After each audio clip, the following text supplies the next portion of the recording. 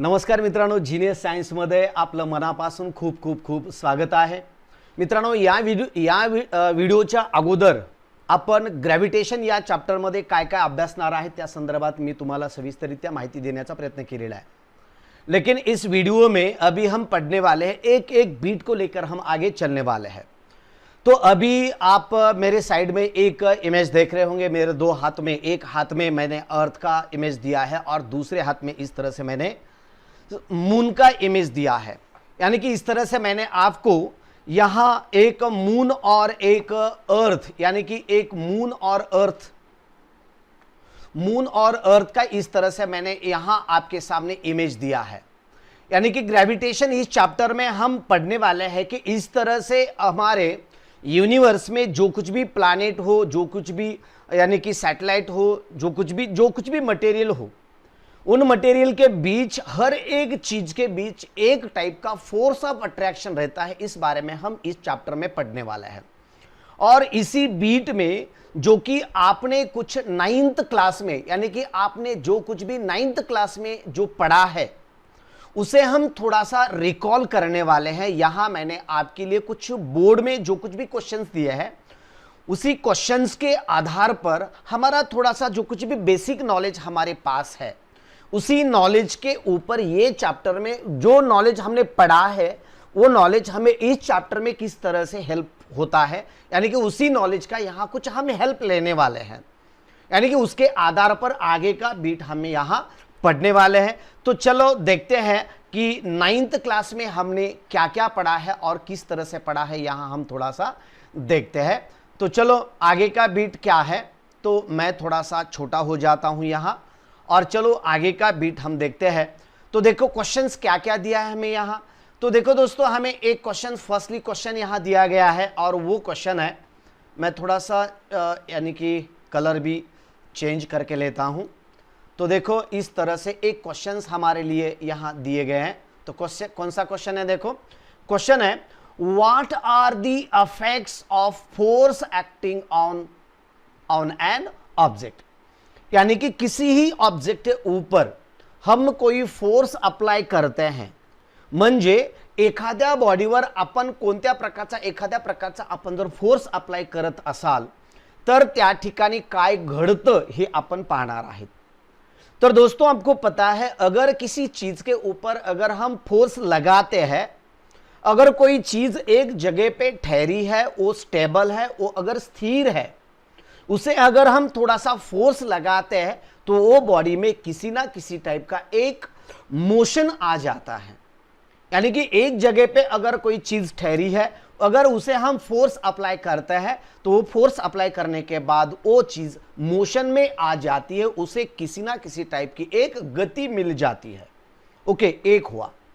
दूसरी चीज इस तरह से है कि अगर कोई चीज मोशन में है और हम उसे फोर्स अप्लाई करते हैं, मोशन में है और अपोजिट फोर्स अप्लाई करते हैं, तो वो बॉडी, वो चीज, उसकी वेलोसिटी डिक्रीज होती है. इसकी वेलोसिटी डिक्रीज होके धीरे धीरे धीरे धीरे धीरे वो चीज एक जगह पे स्थिर हो जाती है, यानी कि स्टेबल हो जाती है. इस तरह से कोई फोर्स अगर हम अप्लाई करते हैं तो यानी कि कोई चीज स्टेडी है, अगर स्थिर है तो उसे हम वेलोसिटी दे सकते हैं. अगर कोई चीज वेलोसिटी में है, उसे कुछ ना कुछ मोशन है, तो उसे हम स्थिर कर सकते हैं. और दूसरी एक बात ऐसी है कि अगर यानी कि उसकी हम दिशा भी बदल सकते हैं. बहुत सारी ऐसी चीजें हैं कि हम अगर चीज पे, यानी कि किसी ही वस्तु पर अगर हम कोई फोर्स अप्लाई करते हैं तो उसमें इस तरह से कुछ चेंजेस आपको देखने को मिलते हैं. ओके, यानी कि समझो फोर्स अप्लाई करने के बाद और एक भी आपको चीज मालूम है, समझो कोई बॉडी है और उसके ऊपर हम किस तरह से कोई फोर्स अप्लाई करते हैं, तो फोर्स अप्लाई करने के बाद उस बॉडी के आकारमान, यानी कि जो कुछ भी उसका शेप होगा वो शेप हम बदल सकते हैं उसको. यानी कि फोर्स अप्लाई करने के बाद उसका शेप बदल सकते हैं. तो बहुत सारे ऐसे फोर्सेस है कि हम बॉडी में बहुत सारा चेंजेस ला सकते हैं, यानी कि फोर्स के ऊपर. यानी कि what are the effects of force acting on an object. यानी कि ऑब्जेक्ट के ऊपर हम कोई फोर्स अप्लाई करते हैं तो इस तरह से कुछ चेंजेस हमें देखने को मिलते हैं। ओके, नेक्स्ट क्वेश्चन है, देखो सेकंड नंबर का क्वेश्चन जो है, what type of forces are you familiar with. म्हणजे या पृथ्वी तलावर असतील किंवा या विश्वावर असतील तर अशा प्रकारचे कोणते कोणते फोर्सेस आहेत ते फोर्सेस तुम्हाला माहिती आहेत म्हटलंय, जेणेकरून की त्या फोर्सविषयी तुम्हाला माहिती आहे। तर मित्रांनो सरळ सरळ आहे, काही फोर्सेस आहेत की त्या फोर्सेसच्या बाबतीत जर पाहिलं आपण तर जनरली आपण जर सांगायचं म्हटलं इथं तर पहिला फोर्स आहे ज्या फोर्सविषयी तुम्हाला माहिती आहे आणि तो म्हणजे गुरुत्वीय बल। गुरुत्वीय बल म्हणतो आपण त्याला, गुरुत्वीय बल म्हणजे यालाच आपण म्हणतो ग्रॅव्हिटेशनल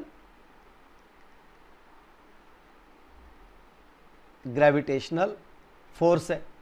म्हणजे या प्रकारच्या ग्रॅव्हिटेशनल फोर्स संदर्भात सुद्धा तुम्ही जाणून घेता, तुम्हाला माहिती आहे। त्यानंतर विद्युत चुंबकीय बल आहे। आता विद्युत चुंबकीय बल म्हणजे कोणतं आहे, electromagnetic force. Electromagnetic force second number है, इलेक्ट्रोमैग्नेटिक फोर्स। Electromagnetic force. अब ग्रेविटेशनल फोर्स जो मैं आपको यहां बता रहा हूं, ये दोनों चीज के बीच जो कुछ भी फोर्स है, यानी कि अभी जो मैंने हाथ में एक मून और एक हाथ में अर्थ, इस तरह से दो ऑब्जेक्ट एक डायग्राम में यानी कि एक फिगर इमेज तैयार करके मैंने आपके लिए तैयार दी है। तो इन दोनों के बीच यानी कि ये जो अर्थ है, ये जो अर्थ है और ये जो मून है, इन दोनों के बीच भी एक टाइप का फोर्स ऑफ अट्रैक्शन रहता है जिसे हम यहां ग्रेविटेशनल फोर्स कहते हैं।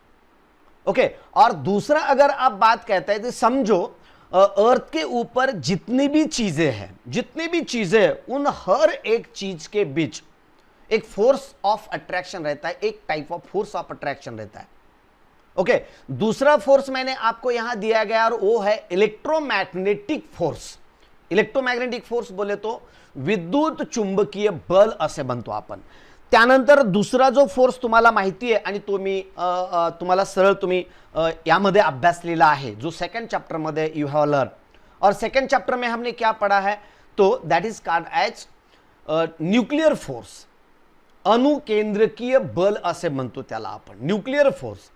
यानी कि न्यूक्लियर फोर्स बोले तो न्यूक्लियस के बीच समझो इस तरह से हमने कुछ दो एटम्स दिया है, तो दो एटम के अंदर जो कुछ भी न्यूक्लियस रहता है, जिन्हें मराठी में हम अणुकेंद्रक म्हणतो आपण त्याला, अणुकेंद्रक। आणि या दोन केंद्रकांच्या दरम्यान जो काही फोर्स ऑफ अट्रॅक्शन असतो, तो फोर्स ऑफ अट्रॅक्शन त्यालाच आपण न्यूक्लियर फोर्स असे म्हणतो। तर अशा प्रकारचे हे तीन फोर्सेस तुम्ही पाहिलेले आहेत।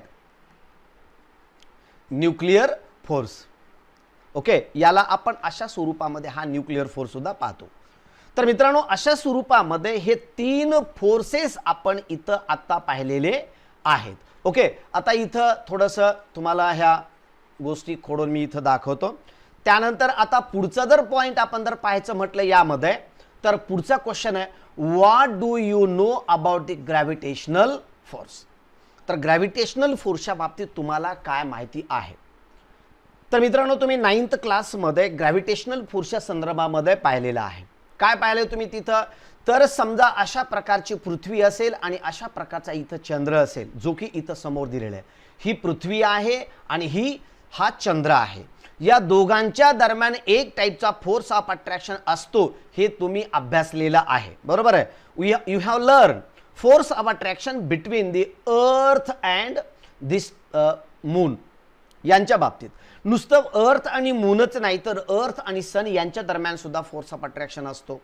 त्यानंतर कोणताही प्लॅनेट असेल, तो प्लॅनेट आणि सन यांच्या दरम्यान फोर्स ऑफ अट्रॅक्शन असतो, आपण हे अभ्यासलेलं आहे। पण तिथं काय अभ्यासले आणखी सविस्तररित्या सांगतो तुम्हाला। इथं एक एक हे तुमच्या लक्षात आले, कॅन यू रिकॉल, तुम्हाला माहित आहे का, किंवा तुमचा जो काय बेसिक नॉलेज तुम्ही जे काय अभ्यासलेलं आहे त्या नॉलेजचा इथं आपण बेनिफिट घेत आहोत।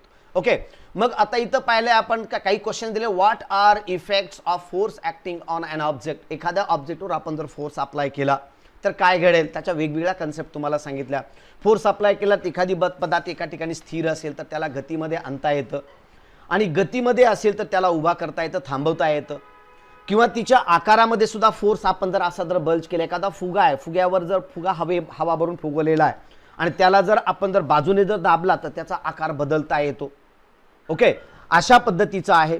त्यानंतर वस्तूची चाल व वस्तूची दिशा वगैरे. समजा एखादी वस्तू एका दिशेमध्ये जात आहे आणि त्याला जर अपोजिट डायरेक्शनमध्ये आपण जर दुसऱ्या दिशेमध्ये जर फोर्स लावला, म्हणजे एक वस्तू जर अशा दिशेत जर सरळ जात असेल तर या दिशेला जर इकडच्या साईडने आपण जर असा जर फोर्स लावला तर या वस्तूची दिशा आपण बदलू शकतो. म्हणजे फोर्स लावल्यामुळे बऱ्याच काही घटना घडून आणता येतात. आपण या क्वेश्चनमध्ये इथं व्यवस्थितरित्या पाहिलेलं आहे. या क्वेश्चनमध्ये दुसऱ्या क्वेश्चनमध्ये सांगितलं what type of forces you are familiar with. तुम्हाला कोणत्या कोणत्या टाईपचे फोर्सेस आहेत ते सांगितलं. तुम्ही ग्रॅव्हिटेशनल फोर्स आहे, इलेक्ट्रोमॅग्नेटिक फोर्स आहे, न्यूक्लिअर फोर्स आहे, यांच्या संदर्भामध्ये आपण तुम्ही पाहिलेला आहे. त्यानंतर what do you know about gravitational force. तो आता इथं तुम्हाला सांगतोय मी. या विश्वामध्ये जेवढे काही, या समजा आता विश्वाच्या बाबतीत जर घ्यायचं म्हटलं आपण तर या विश्वामध्ये प्रचंड ऑब्जेक्ट्स आहेत. त्याच्यापैकी फक्त आपली जे सूर्यमाला आहे, आपल्या सूर्यमालेच्या बाबतीत जर आपण जर सांगायचं म्हटलं तर आपल्या सूर्यमालेमध्ये चंद्र हा सेंटरला आहे. त्यानंतर दुसरा my very educated mother joyfully showed us Neptune असं तुम्हाला वाक्य दिलेलं आहे मी. त्या वाक्यामधलं जो पहिलं जे आद्याक्षर असतील, माय म्हटलं त्यानंतर मर्क्युरी आहे, माय व्हेरी व्हीनस आहे, educated earth, my very educated mother Mars आहे, जॉयफुली ज्युपिटर आहे, शोडस म्हणजे सॅटर्न आहे, अस म्हणजे नेपच्यून आहे, अस म्हणजे युरेनस आहे आणि नेपच्यून हा नेपच्यून आहे. अशा प्रकारे त्यांचं अद्याक्षर सांगितलं आपण. तर या सगळ्यांच्या दरम्यान एक टाईपचा फोर्स ऑफ अट्रॅक्शन असतो आणि त्या फोर्स ऑफ अट्रॅक्शन असल्यामुळेच तो सर्व जे काही ऑब्जेक्ट्स आहेत या युनिव्हर्समध्ये पृथ्वीच्या भोवती सभोवताली ते गोल फिरत असतात. ओके, यानंतर आता पुढचा यानंतर दुसरा पॉईंट सांगितला तुम्हाला. काय सांगितलं, what do you know about the gravitational force. आणि या पदार्थांच्या दरम्यान एक फोर्स ऑफ अट्रॅक्शन असतो हे तुम्हाला मी इथं सांगितलेलं आहे. मग यांच्या दरम्यान जो काही फोर्स असतो, जो कुछ भी फोर्स रहता है वो फोर्स किस तरह से रहता है आपको मालूम है. समझो the force of the mass of this earth we have considered as capital M and mass of moon we have considered, suppose the mass of moon is small M. तो वो उन दोनों के बीच जो कुछ भी फोर्स रहता है वो फोर्स किस तरह से रहता है, कितना फोर्स रहता है. तो देखो इस तरह से, यानी कि इन दोनों के बीच, यानी कि समझो the force of attraction in between them is directly proportional to the product of their masses. This is the M and M. Capital M is the mass of earth and small M is the mass of moon. इन दोनों के बीच जो कुछ भी force रहेगा वो force रहता है the product of their masses, यानी कि दोनों के मास का प्रोडक्ट रहता है, म्हणजे दोघांच्या मासचा गुणाकार राहतो. ओके, आणि inversely proportional to the distance between them, यानी कि दोनों के बीच जो कुछ भी डिस्टेंस रहता है वो डिस्टेंस को इनवर्सली प्रोपोर्शनल रहता है.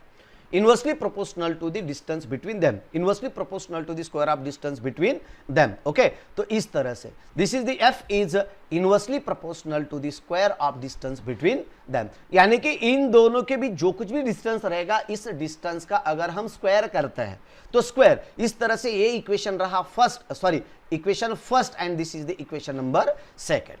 अगर ये दोनों को हम कंबाइन करते हैं तो आपको मिलता है F is equals to Q, और एफ इज इस तरह से proportional to M capital M small M divided by R square, इस तरह से आता है.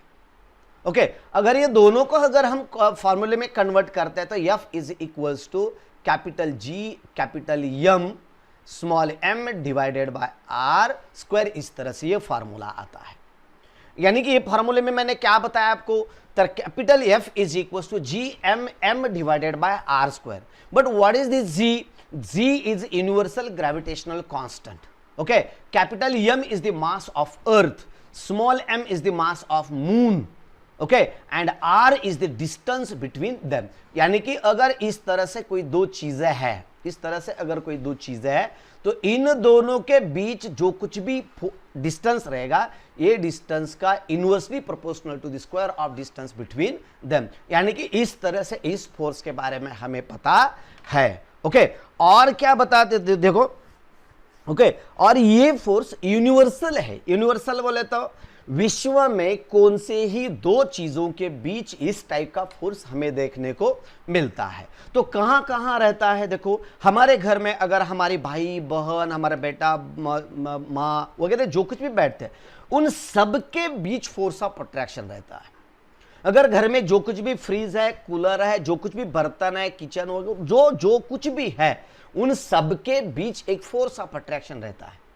लेकिन वो force of attraction gravitational force of attraction के कंपैरिजन में, यानी कि जो अर्थ का जो फोर्स रहता है हमारे ऊपर, जो कुछ भी अर्थ फोर्स लगाती है, जो फोर्स रहता है उसके कंपैरिजन में हम चीजों में जो कुछ भी फोर्स ऑफ अट्रैक्शन रहता है तो बहुत ही कम रहता है। इसलिए अर्थ और हम में वो फोर्स ज्यादा रहता है और ये थोड़ा सा वीक रहता है, इसीलिए वो हमें बिहेव नहीं होता, यानी कि हमें देखने को नहीं मिलता, वो हमें फील नहीं होता। लेकिन ये अर्थ और हमारे बीच में जो कुछ भी फोर्स रहता है वो फोर्स हमें फील होता है। ओके, आगे क्या दिया है, देखो हमारे किताब में क्या दिया है आगे का बीट, ये देखो इस तरह से, we have seen the previous standard that the gravitational force is a universal force. Okay, universal है, हर एक चीज के बीच ये फोर्स है। Okay, it's acts not only between the two objects on the earth but also between any two objects in the universe. Let us, ये देखो और एक बार बता रहा हूं मैं आपको, we have seen that in universe previous standard that the gravitational force is a universal force and it acts not only between the two objects on the earth, only earth के ऊपर जो कुछ भी दो चीजें हैं उन खाली चीजों के बीच रहता है, ऐसा नहीं है। तो यूनिवर्स में हर एक चीज के बीच रहता है, okay, but also between any two objects in the universe. Okay, let us now learn this force was discovered. तो ये फोर्स किसने इन्वेंट किया, किसने इसकी डिस्कवरी की, इसके बारे में हम पढ़ने वाले हैं, इसके आगे पढ़ने वाले हैं। तो इसके पहले जो मैंने वीडियो आपको दिया था, जो वीडियो में आपने देखा होगा कि ग्रेविटेशनल फोर्स, यानी कि how to learn gravitation chapter gravitation chapter हम किस तरह से लर्न करें, यानी कि ये जो चीजें हमारे डेली लाइफ में इसे कंपेयर करना पड़ता है। जो कुछ भी हो, फिजिक्स का चैप्टर हो, केमिस्ट्री का चैप्टर हो, बायोलॉजी का चैप्टर हो, वो 11th 12th का हो या 10th का हो, 9th का हो, 8th का हो, जो किसी भी क्लास का कौन सा भी चैप्टर हो, each and every chapter we must to compare with our daily life. हमारे डेली लाइफ से अगर हम जल्दी से उसे कंपैरिजन करते हैं तो हमें बहुत जल्दी हम वो चैप्टर ग्रास्प कर सकते हैं, हम जल्दी समझ सकते हैं। इसलिए ये Newton's universal law of gravitation एक किसने इन्वेंशन किया, तो न्यूटन ने किया। इसके पहले वीडियो में मैंने आपको बता दिया था, ये भी एक लॉकडाउन के टाइमिंग में इसका इन्वेंशन हुआ है, यानी कि इसके पहले जो लॉकडाउन हुआ था, जो कि प्लेग के बारे में लॉकडाउन आया था, प्लेग की महामारी आई थी। प्लेग के महामारी के वक्त जब पूरे वर्ल्ड में लॉकडाउन लगाया गया था, उसी वक्त बहुत सारे गांव थे कि बहुत सारे गांव खाली हो चुके हैं और अभी भी वो गांव ओस पड़े हुए हैं, उसी गांव में अभी कोई नहीं रहता, यानी कि जगह बदल दी उन लोगों ने पूरे, यानी कि उसके नजीक जो कुछ भी छोटा गांव था वो छोटा गांव की जगह छोड़ के लोग खेती में जाके रहे।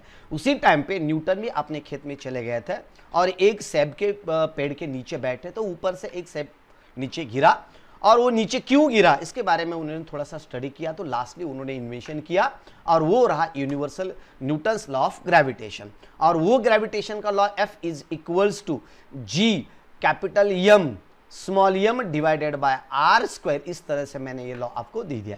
बहुत सारी किताबों में इसे इस तरह से भी दिया गया है, capital G M1 M2 divided by R square. M1 बोले तो फर्स्ट ऑब्जेक्ट और M2 बोले तो सेकंड ऑब्जेक्ट है, और R बोले तो distance between these two object. अगर कौन सी भी दो चीजें हैं तो उनके बीच जो कुछ भी डिस्टेंस रहेगा वो डिस्टेंस यहां मेंशन करने के लिए स्मॉल r का इस्तेमाल किया गया है।